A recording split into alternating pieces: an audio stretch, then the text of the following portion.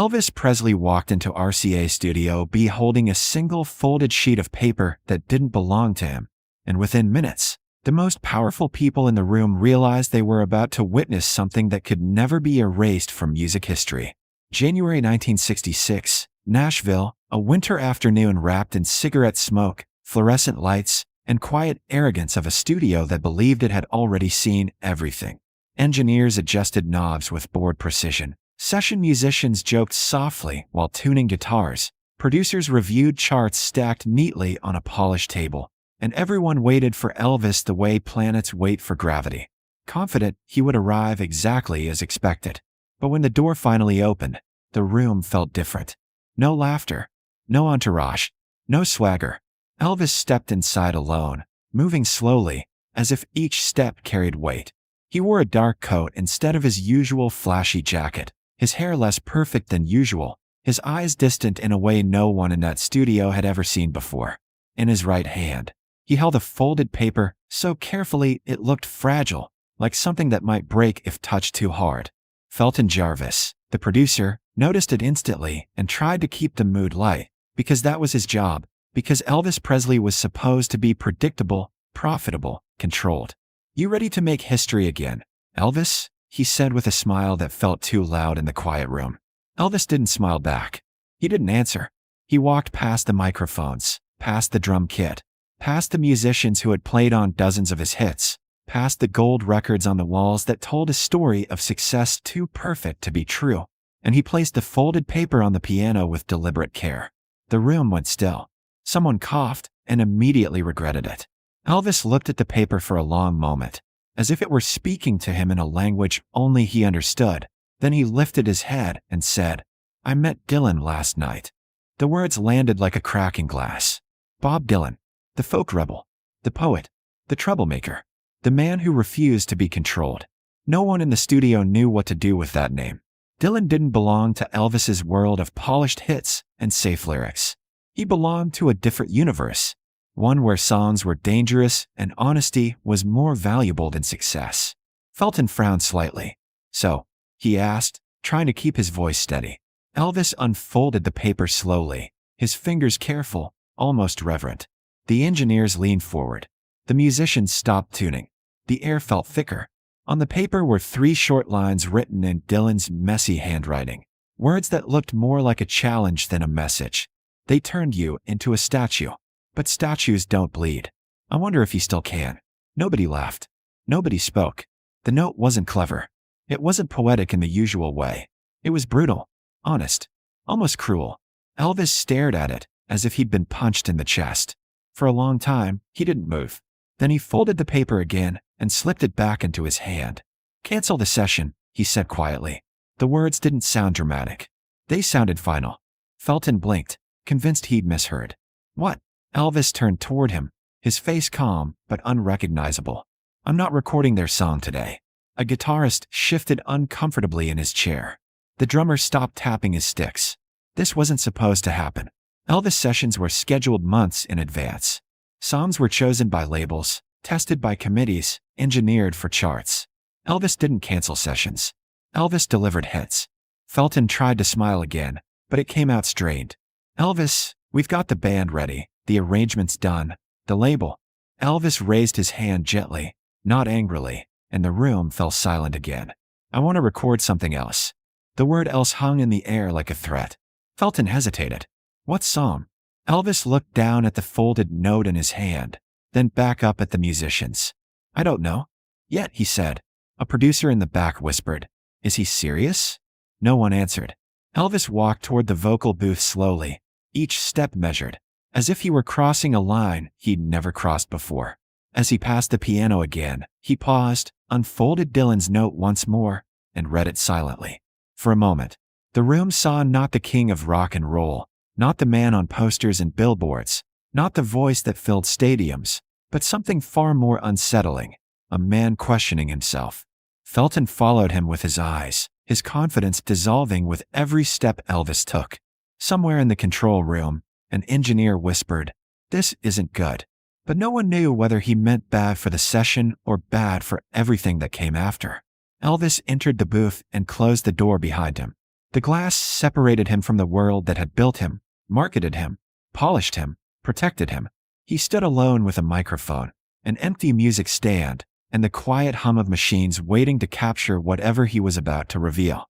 He looked through the glass at Felton, at the musicians, at the men who had spent years shaping his sound, and for the first time, none of them could read his face. He lifted the folded note slightly, as if reminding himself why he was there, then placed it on the stand beside the microphone. The red recording light was still off. Nobody had pressed the button.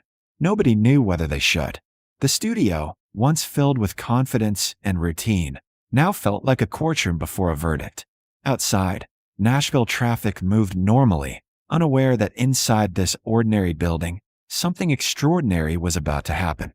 Inside, Elvis Presley took a slow breath, looked at Dylan's words one last time, and in that moment, every person in the studio understood the same terrifying truth. Whatever Elvis was about to do would change him forever, and nothing in his career would ever feel safe again.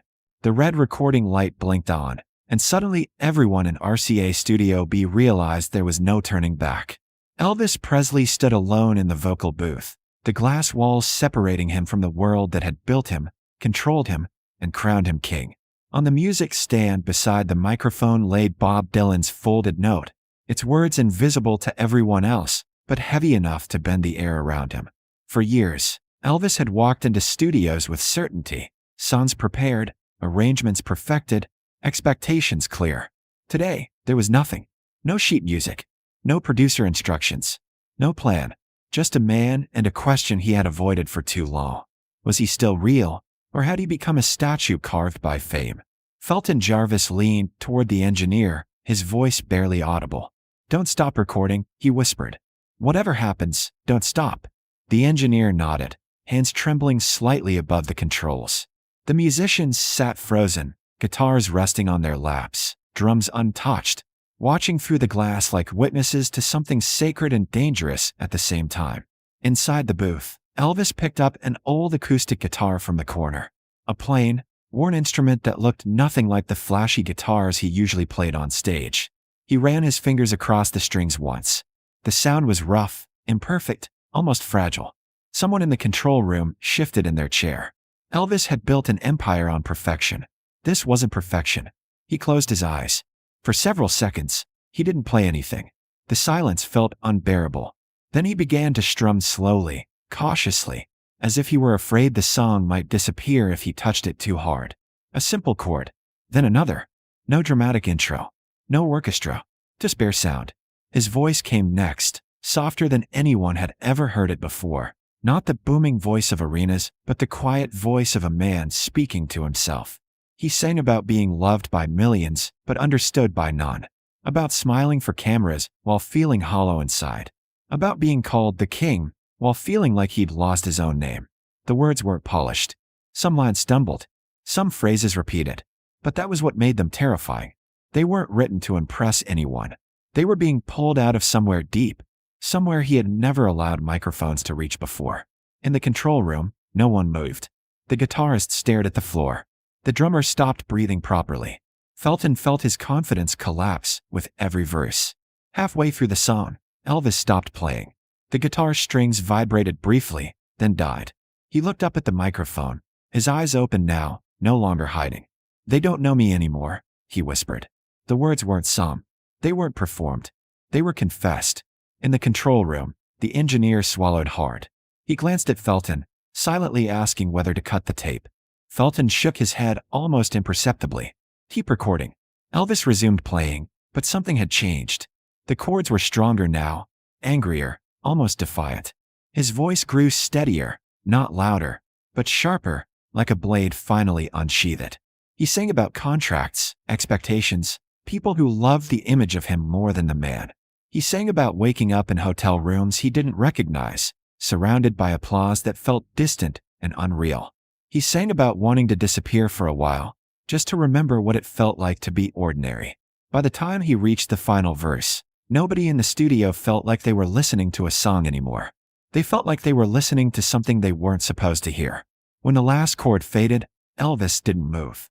He kept his hands on the guitar, his head slightly bowed, as if he were waiting for someone to tell him whether what he'd just done was allowed. The silence stretched. Finally, he set the guitar down gently and stepped out of the booth. No one clapped. No one smiled. Felton stood up slowly, his face pale. "Elvis," he said carefully, choosing each word like it might explode. "That was powerful." Elvis didn't respond. He walked back to the piano, picked up Dylan's note again, and unfolded it. Felton took a step forward. "But it's not what the label asked for." Elvis looked at him calmly. "I know," he said. A young assistant whispered to another producer. "If this gets out, it'll destroy his image."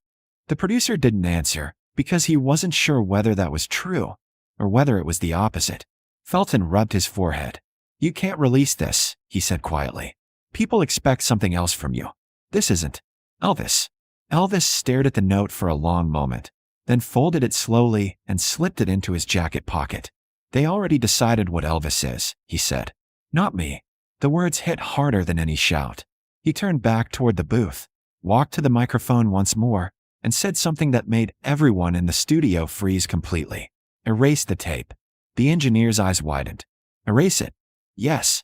Felton stepped forward quickly. "Elvis, wait. That recording." Elvis raised his hand again, not angry, not dramatic, just calm. "That wasn't for them," he said. "That was for me." He looked around the studio, at the instruments, the cables, the men who had built his sound, the walls lined with proof of his success. Then he walked toward the exit. At the door, he paused. He turned back slowly, his hand on the handle, his voice quiet but unmistakable. "You know what scares them most?" he asked. No one answered. Elvis smiled, but there was no joy in it. "They think I forgot how to bleed." He opened the door and walked out. And inside RCA Studio B, no one spoke for a very long time, because everyone understood the same thing. The king of rock and roll had just shown them something they were never meant to see, and nothing about his legend would ever feel the same again.